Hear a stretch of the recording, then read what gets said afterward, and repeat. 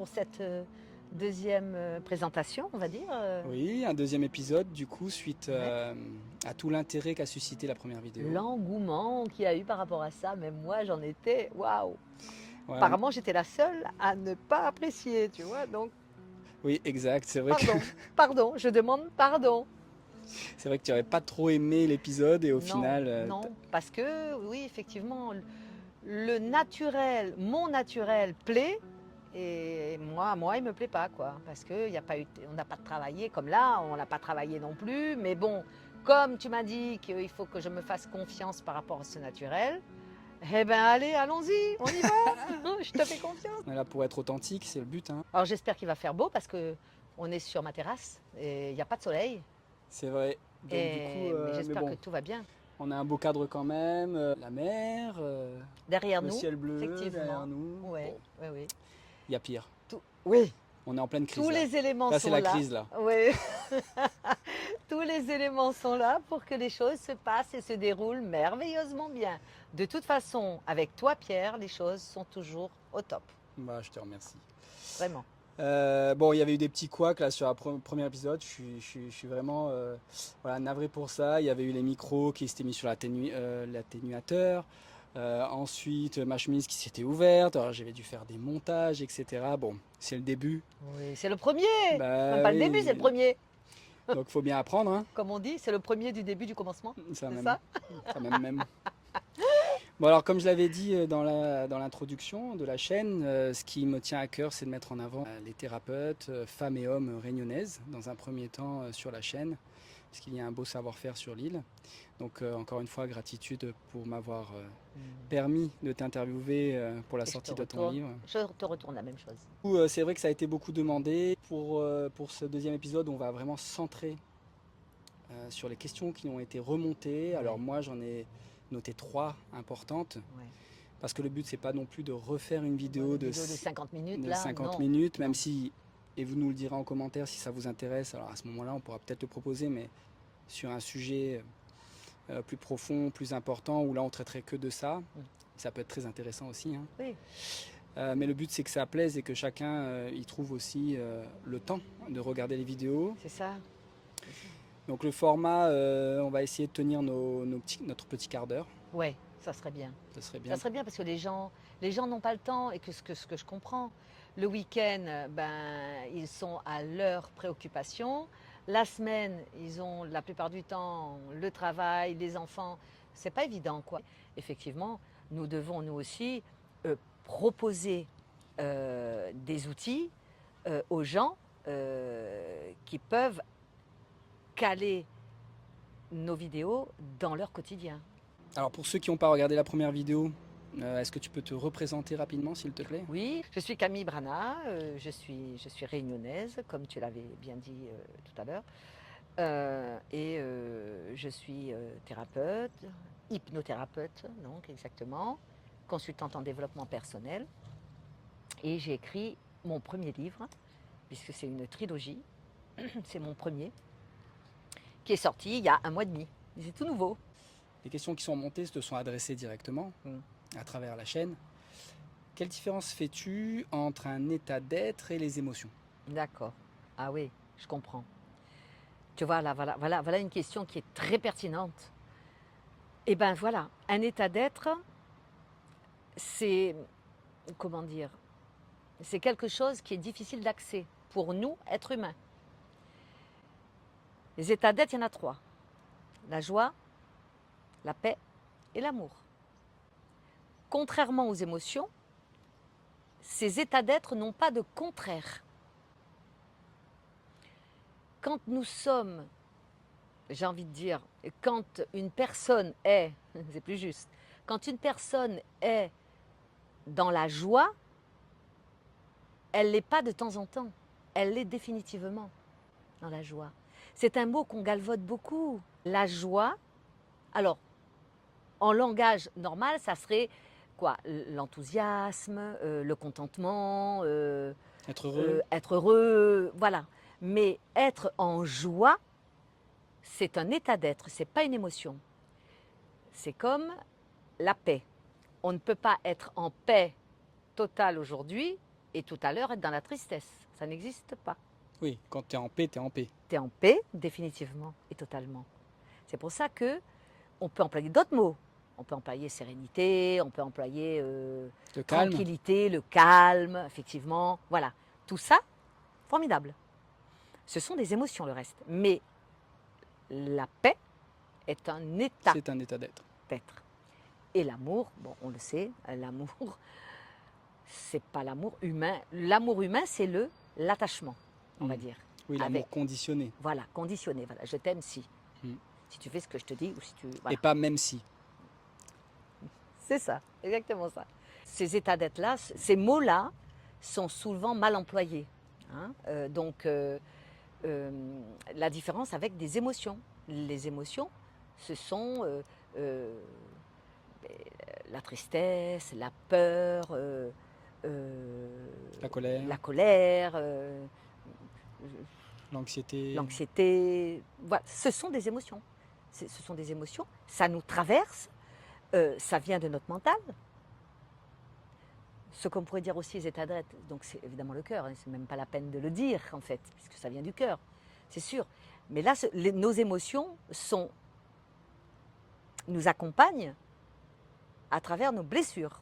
Donc si nous avons des émotions, c'est que nous avons des blessures. Ces blessures sont causées par notre enfance. La plupart du temps, elles grandissent avec nous. Hein, nos blessures grandissent avec nous. À un moment, donc il faut œuvrer là-dessus. Il faut pouvoir nous les laisser traverser, mais en même temps, il faut pouvoir s'en détacher. Sinon, on a une vie qui devient compliquée. Tu dis que ça peut être compliqué. En même temps, avoir des émotions, c'est être humain. Le passage sur la culpabilité et la responsabilité a plu. J'ai eu pas mal de retours là-dessus. Et du coup, on va essayer d'approfondir un petit peu dans nos échanges. Et lorsque tu parles d'émotions, je voudrais que ce soit clair hein, pour ceux qui nous regardent. Par éducation, les gens vont s'empêcher de se laisser traverser, comme tu l'as dit, par les émotions. Par exemple, être triste, c'est être faible, parce qu'il va y avoir du jugement derrière, et donc, ce qui va entraîner à de la culpabilité au final. C'est sûr, c'est clair. Ne pas avoir d'émotions, ça ne serait... Non, on ne peut... ça ne peut pas être. Ça veut dire qu'on n'est plus des êtres humains. Ben voilà, voilà. Donc par rapport à ça, parce que là, beaucoup de formations autour de la gestion émotionnelle, la gestion du stress sont là, et c'est très bien, hein, parce que ça aide énormément de gens. Je note beaucoup de confusion parce que dans un passage dans ton livre, tu en parles très bien, pleurer, c'est important. Ah oui, ça libère des Voilà, choses. ça permet de traverser. Et ça voilà. traverse, voilà. Voilà. Donc du coup, voilà, le point c'est ça, c'est de se dire, voilà, comment se laisser traverser par une émotion sans culpabiliser. Voilà. Ah, ben oui, forcément. Moi, j'ai envie de te poser la question inverse. Pourquoi se culpabiliser? Parce qu'on est traversé par une émotion. Si je pleure, j'ai des émotions, c'est ok. On est d'accord. C'est ok Donc, pour moi. ça s'apprend donc, et effectivement, ça s'apprend. Et on devrait permettre aux enfants d'accéder à ça. Se dire, mon petit, tu as le droit à tout. Déjà, au départ, la façon de s'exprimer, je développe. Tu entends constamment dire, je suis en colère, je suis dans la peur, je suis. Donc, on s'identifie à l'émotion. Déjà, 0 pointé. J'ai de la colère en moi. Je ressens de la tristesse. On se détache de l'émotion. On se dissocie. On se dissocie de l'émotion. Ça, ok, on est d'accord avec ça. Déjà, un premier point. Arrêtez de dire je suis. Oui, on ne dit pas je suis en colère, je suis triste, Non. parce que du coup ça veut dire que je deviens la tristesse, je deviens la colère. Je suis la colère, je suis la tristesse. Voilà. On le dit tout le temps. Voilà. Donc forcément, ça continue à nous encombrer, on va dire. C'est du poison, ça émotionnel. Donc qui viennent de nos pensées, évidemment. Puisque avant le verbe, il y a la pensée.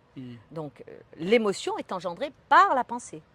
Donc comment arriver à, on va dire, se faciliter une vie en pouvant se dire je vais essayer de gérer mes émotions, mais j'arrête déjà de penser que je suis une émotion. Déjà d'une. Première clé, je ne suis pas une émotion, d'accord? Et me dire, en deuxième point, j'ai le droit d'avoir des émotions. Quand c'est pour moi, c'est OK, je suis traversée par ça, j'ai de la colère en moi, OK, je la regarde, je me cale dessus, j'arrête un coup, je me dis, bon, pourquoi elle est là cette colère? Qu'est-ce qui s'est passé en moi? Ou qu'est-ce que j'ai entendu? Première chose, je vais me rendre compte très vite que je suis dans le jugement. Et c'est pour ça que j'ai une émotion de colère, par exemple, pour parler d'elle. D'accord? Donc, la première chose à faire, c'est d'arriver à sortir le pouvoir qu'on a donné à cette émotion, reprendre son pouvoir d'adulte. Parce qu'une émotion appartient toujours au petit enfant qui est à l'intérieur de nous. Ça aussi, c'est bien de le comprendre, ça. Parce que on a, c'est comme les poupées, je l'explique bien dans mon livre, Ouais, les les russes. poupées russes, voilà, qui sont les unes emboîtées sur les autres. Et puis quand on arrive à la dernière, on ne se rend plus compte, on ne voit plus la première. Sauf qu'elle existe. Et bien nous, c'est pareil. On est petit, et puis on grandit au fil des années, on grandit, et puis on oublie très vite que le petit enfant, la petite fille qui est en moi, elle est toujours là. Et elle a besoin d'être nourrie, cette petite fille. Sinon, elle va me poser des problèmes quand je suis adulte. C'est-à-dire que je vais faire comme j'ai toujours fait quand j'étais petit. Quand j'ai un souci, quand je suis adulte, c'est comme quand j'ai une émotion qui m'arrive, c'est que c'est le petit enfant qui s'exprime. Du coup, je donne mon pouvoir à cette petite fille. Je vais parler d'une petite fille parce que je suis une femme. Cette petite fille qui a 5 ans à peu près, c'est comme si je lui donnais les rênes de ma vie. Eh bien, elle va faire quoi? Elle va faire n'importe quoi. Elle va tempêter, elle va avoir peur, elle va crier, voilà, elle va pas savoir gérer. Donc le but quand on est adulte, c'est de pouvoir comprendre ça, pouvoir dissocier ce petit enfant de soi adulte, nourrir ce petit enfant, lui donner de l'amour, de la tendresse, Là, tu parles de son de besoin. l'attention, la nourrir. Là, de quoi a besoin un enfant?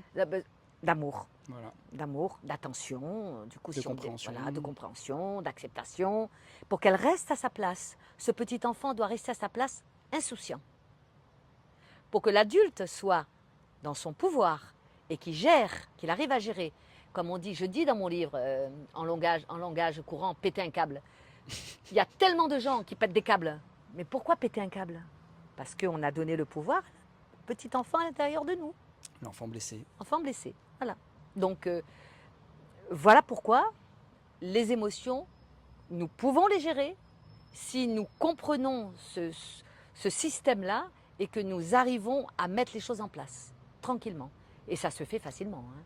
Il suffit juste d'en avoir conscience et faire les exercices, parce que ce sont des exercices que je donne. Que tu donnes à l'intérieur du livre. Oui, Effectivement, oui. vous êtes guidé pas à pas dans le livre. Oui. À chaque étape, un exercice d'apprentissage. Le répéter autant de fois que nécessaire pour l'assimiler. Le fait de m'être habitué, et là je parle vraiment pour ceux qui vont nous regarder et qui sont peut-être au début de leur chemin surtout, c'est vraiment pas après pas, étape après étape, millimètre après millimètre, j'ai envie de dire, parce que c'est un apprentissage. Et c'est la bonne nouvelle. Oui, tout à fait. Et puis quelquefois on fait du surplace. Donc par contre, ce qu'il faut savoir, c'est qu'on ne recule jamais. Quand on commence ce chemin, voilà, quand on commence ce chemin, ce qui est acquis est acquis. On ne recule jamais. Mais quelquefois, on fait du surplace. Mais c'est OK aussi. On doit le comprendre et l'accepter. Et se laisser traverser par ça. Mais tout est OK. Il faut juste sortir du jugement. C'est ça qui est le plus compliqué, en fait. Ouais. Alors, c'est super parce que ça emmène encore à ce qu'on a un petit peu développé la dernière fois. La notion, tu parlais de pouvoir. On dit, le petit enfant, il va rester à sa place. Je l'ai entendu, je l'ai compris, je l'ai nourri. Donc, je me laisse traverser par l'émotion, j'apaise cette émotion. Oui. Voilà. Mon adulte, donc ce que je suis là maintenant, ici et maintenant, reprend les commandes de sa vie, il récupère son pouvoir. On vient dans la responsabilité de l'adulte. Exact. Mais la sienne, on est d'accord. C'est ça, parce que c'est une question qui est revenue. Et là, la responsabilité du coup. Voilà. Nous devons, c'est un leitmotiv. Nous devons être responsables que de nous. Arrêtons d'être responsables de la terre entière. Ça, c'est juste pas possible. C'est compliqué. Parce que forcément, on va être dans le jugement. Et on ne peut pas s'en sortir. On doit se dire, je ne dois prendre ma responsabilité à moi. quand il y a un conflit, admettons, on va prendre un exemple. Un conflit, ça ne se construit pas tout seul. On est deux dans un conflit. D'accord? Au moins deux. Ah bah, au moins Minimum deux. deux. Ouais, au moins deux. Ouais, Ouais. parce qu'il peut y avoir plusieurs. Bon, on va prendre le cas le plus simple. Dans un trouble. Voilà. Non, On est deux. on est deux. On est deux. Donc, chacun sa responsabilité. Donc, moi, je prends la mienne et l'autre prend la sienne. Donc, comme ça, en plus, on arrête toute culpabilisation. On culpabilise rien du tout. Je reconnais que moi, j'ai ma responsabilité dans ce conflit-là. OK? Je me laisse traverser. J'ai le droit. J'ai le droit d'avoir un conflit. Mais je me dois d'être respectueux face à l'autre. C'est ça qui intervient. Ce sont donc les émotions qui viennent. Si je pète un câble, si je sors des mots joyeux, voilà. Oui, quand ça dépasse un peu notre pensée. Hein. Voilà. Et donc, forcément. Et là, quelqu'un me dirait, mais oui, mais c'est humain. Oui, mais c'est de l'irrespect quand même. C'est humain. Mais si la personne a œuvré sur elle, elle peut arriver à être quand même un peu plus respectueuse. Cette personne peut se permettre de dire, ok, j'entre dans un conflit, mais je sais me tenir. Je ne vais pas insulter l'autre, quoi. Ça ne sert à rien. Mm. Sauf si j'ai des problèmes avec mes émotions. Exact. Et là, quand le petit, bah, c'est là que tu disais, c'est Mm. quand l'enfant prend les commandes. C'est ça. Il ne sait pas, lui. Bah oui, parce que Il sait lorsqu'on est dans un jardin Ouais. d'enfants, on voit un enfant qui soit d'ailleurs joyeux, donc l'excitation ou la grande peur, il ne se maîtrise pas. Exact. Un adulte, on attend de lui un minimum de respect Voilà. quand même. Mais derrière ça, moi j'ai envie de te parler. On ne va pas rentrer là-dedans. Hein. Mais ce mot-là, le pardon de soi, c'est tellement primordial. Pouvoir se pardonner. À Parce soi. qu'on fait tous des erreurs, mince quoi. On va pas, voilà, tu comprends. On fait tous des erreurs. Le but c'est de dire, ok, je comprends. L'autre il a fait une erreur, ok, je ne vais pas le juger. Je me pardonne parce que si on est dans un conflit, c'est moi qui l'ai généré à 50%. 50-50. Voilà. Donc je commence par me pardonner. L'autre va faire de même théoriquement. L'autre aussi doit se pardonner. Et puis s'il me demande, est-ce que tu me pardonnes? Alors oui, bien sûr que je vais lui pardonner si j'ai envie en même temps. Si je veux avancer, moi, sur mon chemin serein. Donc, je vais dire, ok, je te pardonne. Mais simplement si l'autre me le demande. Sinon, je n'ai pas à le pardonner. Qui je suis, moi, pour pardonner à l'autre? Oui, c'est une posture, Bah, c'est une position oui, haute là. voilà. Ça veut dire que moi, c'est moi qui t'offre mon pardon. Voilà. Non, c'est à moi que je dois voilà. pardonner d'abord. Tout à fait. Je me pardonne. Chacun doit se pardonner avec ses 50% de... On peut l'entendre Le en plus conflit. en deux mots, une part donnée, à pardonner à l'autre. Camille, je te remercie pour ces éclaircissements. On a traité 3 à 4 questions, alors les plus nombreuses qui sont revenues. Naturellement, puisqu'on a fait plaisir aux gens. On a essayé Toujours de faire pareil. au mieux. Voilà, on a fait au mieux. Pour toutes les remontées qu'il y avait. Alors pour toute autre question, ils peuvent s'adresser à toi. Comme on l'a Oui, dit tout dans à le fait. premier épisode, Oui. tu restes disponible Ah par oui, je suis mail, accessible, sur ton Facebook. disponible, voilà. Et je m'adapte toujours à personne qui a besoin. Donc je te remercie Pierre pour et toute la lumière que tu peux mettre sur ce livre qui j'espère fera vraiment du bien. Effectivement, en tout cas j'encourage tout le monde à engager la lecture de ton livre. Œuvrer sur soi, on l'a dit, c'est pas facile, c'est un chemin. Tu l'as écrit, c'est un chemin initiatique vers votre cœur, donc du temps. On va avoir besoin de faire encore des expériences, Oui, des tout à fait. erreurs. Ce ne sont pas des fautes, mais des erreurs. Donc merci encore Camille, merci d'avoir joué le jeu des questions-réponses, merci de ton temps. Et je te souhaite vraiment une belle réussite. Plein de bonnes choses à toi. Merci, À très vite. À Merci, bientôt. Si cet épisode vous a plu, n'hésitez pas, likez et abonnez-vous. À bientôt.